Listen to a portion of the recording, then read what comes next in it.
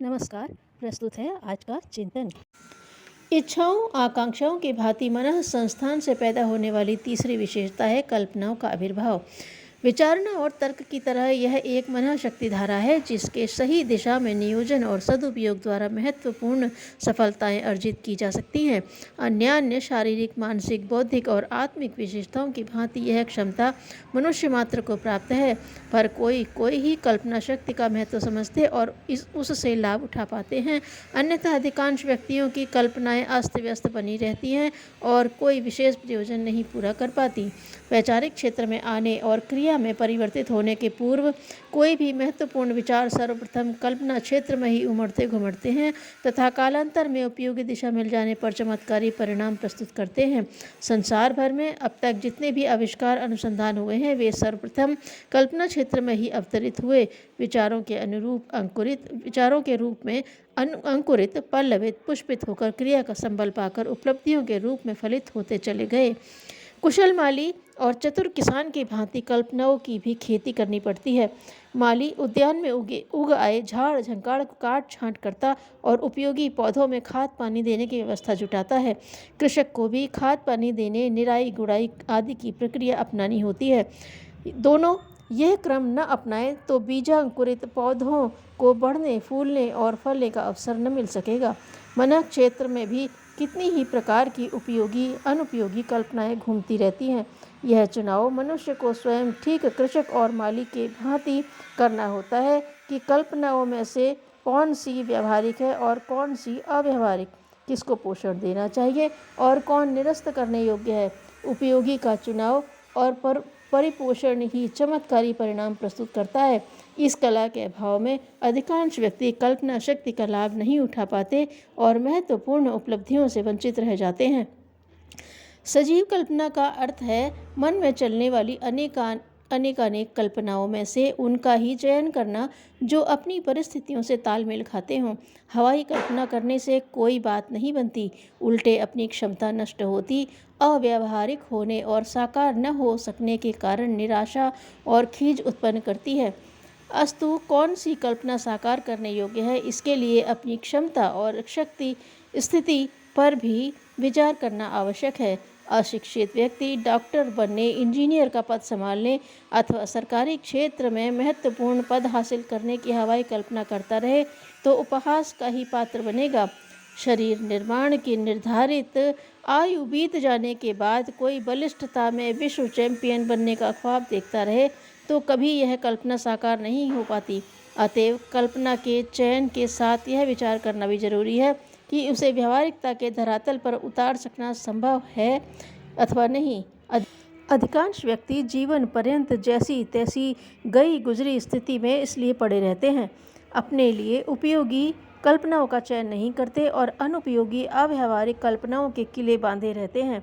इस असमंजस्य से असफलता ही हाथ लगती है। रचनात्मक दिशा दी जा सके तो कल्पना शक्ति के गर्भ में एक से बढ़कर एक संभावनाएं सन्निहित होती हैं। वैज्ञानिक इसी से सफल होते हैं। न्यूटन का गुरुत्वाकर्षण, डार्विन का विकासवाद, आइंस्टीन का सापेक्षवाद जैसे अनेक आविष्कार कल्पना की ही उपज हैं। साहित्य, कविता, कला, संगीत आदि क्षेत्रों में तो कल्पना के बिना एक कदम भी आगे बढ़ पाना संभव नहीं है। इन विषयों के मर्मज्ञ विशेषज्ञ कल्पनाओं के पुंज होते हैं और इसी के बलबूते गंभीर से गंभीर विचारों और मर्म स्थल को छूने वाले भावों को अभिव्यक्त कर पाने में समर्थ होते हैं। नाटक, गायन, वादन, साहित्य, कविता, कला की प्रभावोत्पादकता क्षमता कल्पनाओं को ही सजीव, सार्थक और उच्च स्तरीय अभिव्यक्ति है। कल्पना शक्ति न रही होती तो न तो ज्ञान का विकास संभव था और न ही विज्ञान का आविष्कार। न संगीत की झनकार सुनाई पड़ती और न कला सजीव हो पाती, न साहित्य का सृजन हो पाता और न कविता की उत्पत्ति। विश्व भर में आज विविध विषयों पर जितनी भी वैचारिक संपदा संग्रहित है उसकी उत्पत्ति कल्पना के गर्भ से ही हुई है। साम्यवाद की एक धुंधली कल्पना एक दिन एक सामान्य व्यक्ति के मन में आई, उसे साकार करने में अपनी सारी क्षमताएं उसने नियोजित कर दी। साम्यवाद की प्रचंड विचारधारा का प्रादुर्भाव हुआ जिसने कार्ल मार्क्स को अमर बना दिया। ऐसी ही एक कल्पना रूसों के मन में उपजी। वैचारिक क्षमता का संबल पाकर वह कल्पना रूपी बीज प्रजातंत्र के रूप में प्रस्फुटित हुआ। नेपोलियन ने एक दिन विश्व विजय का सपना देखा। मन की उस कल्पना ने ही उसे विश्व विजय के लिए प्रेरित किया। हिटलर को तानाशाह और विश्वविख्यात बनाने में उसकी कल्पनाओं का बहुत बड़ा योगदान था। मन की कल्पना को साकार रूप देने के लिए वह सदा ताना बाना बुनता तथा शरीर, मन और मस्तिष्क को उसी में नियोजित रखता था। विश्व के मूर्धन्य वैज्ञानिक भी अब इस निष्कर्ष पर पहुँचे हैं कि मनुष्य को बनाने, बिगाड़ने, अपकर्ष, उत्कर्ष में सार्थक निरर्थक कल्पनाओं की महती भूमिका होती है। किसी विचारक ने कहा भी है, मनुष्य जिन कल्पनाओं को मन में स्थान देता है वैसी ही विचारणाएं उठती और गतिविधियां चल पड़ती हैं और अंततः वह अपनी कल्पना के अनुरूप बन जाता है। इस दिशा में एक महत्वपूर्ण बात और याद रखने योग्य है कि कल्पना करने और उपयोगी का चुनाव करते समय अपनी सामर्थ्य, परिस्थिति एवं साधनों का निरीक्षण परीक्षण भी कर लिया जाए। तदनुरूप लक्ष्य निर्धारित किया जाए, उसे साकार करने के लिए व्यवस्थित कार्यक्रम बनाया जाए। अपनी परिस्थितियों, साधनों और क्षमताओं का ध्यान न रहे और हवाई कल्पनाएं करते रह जाए तो शेख चिल्ली की भांति उपहास का ही पात्र बनना होगा। अंततः निराशा, खीज से भरी असफलता ही हाथ लगेगी। सर्वविदित है कि शारीरिक और मस्तिष्कीय अवयवों की दृष्टि से समता होते हुए भी मनुष्य के बीच मौलिक गुणों और जन्मजात प्राप्त विशेषताओं की दृष्टि से भिन्नता होती है। कुछ अनुवांशिक विशेषताएं होती हैं तो कुछ जन्मांतरों के संस्कार, कुछ को अनुकूल परिस्थितियां सहज ही उपलब्ध रहती हैं जिनके सहारे एक निश्चित दिशा में पुरुषार्थ करने पर आशातीत सफलता मिलती है। मनोवैज्ञानिकों का मत है कि सहज अभिरुचि का किसी लक्ष्य विशेष की ओर होना इस बात का परिचायक है कि अभिरुचि की दिशा में प्रवृत्त होकर विशेष सफलता संपादित की जा सकती है। पश्चिमी देशों में बच्चों की शिक्षण पद्धति में इस मनोवैज्ञानिक तथ्य का भली भांति ध्यान रखा जाता है। उनका रुझान और मनोयोग की दिशा किन विषयों की ओर है उसी के अनुरूप उनकी शिक्षण व्यवस्था बनाई जाती है। इस तथ्य को और भली भांति इस तरह समझा जा सकता है कि जिसकी इच्छा होते हुए भी हर व्यक्ति गायन विद्या में पारंगत नहीं हो सकता।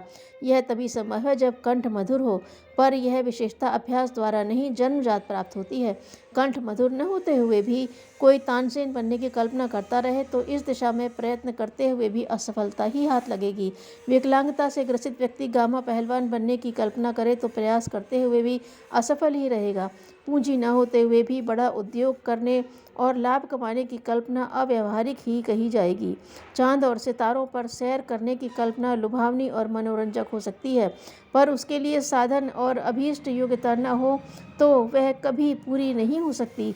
अस्तु, सृजनात्मक कल्पनाओं का चुनाव करते समय अपनी स्थिति, आज की स्थिति, सामर्थ्य और साधनों का विचार करना आवश्यक है। दोनों के बीच सामंजस्य न होने पर कल्पना कभी साकार नहीं हो पाती। सार्थक कल्पना वस्तुतः वही है जिसमें इस व्यवहारिक दृष्टि का समावेश है।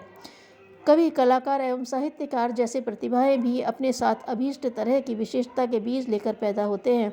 बाद में अनुकूल परिस्थितियां मिलते ही ये अंकुरित और विकसित होते हैं। मौलिक प्रतिभा के बीज न हो तो चाह कर भी कोई मात्र अभ्यास और प्रशिक्षण के बलबूते काव्य, कला और साहित्य के क्षेत्र में आगे नहीं बढ़ सकता।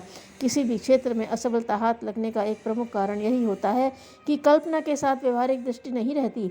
अपने उपलब्ध साधनों और सामर्थ्यों के अनुरूप कल्पना का चयन नहीं हो पाता। यह तालमेल बन जाए तो कोई कारण नहीं कि असफलता का मुंह देखना पड़े। एक दिशा, एक निश्चित लक्ष्य के प्रति कल्पना, एक शक्ति का नियोजन संभव हो सके तो विभिन्न क्षेत्रों में सफल हुए व्यक्तियों की तरह ही हर व्यक्ति अपने अपने अनुरूप सफलताएं प्राप्त कर सकता है। आवश्यकता इतनी भर है कि कल्पना शक्ति की उपादेयता को भली भांति समझा जाए और उसका सही उपयोग किया जाए। धन्यवाद।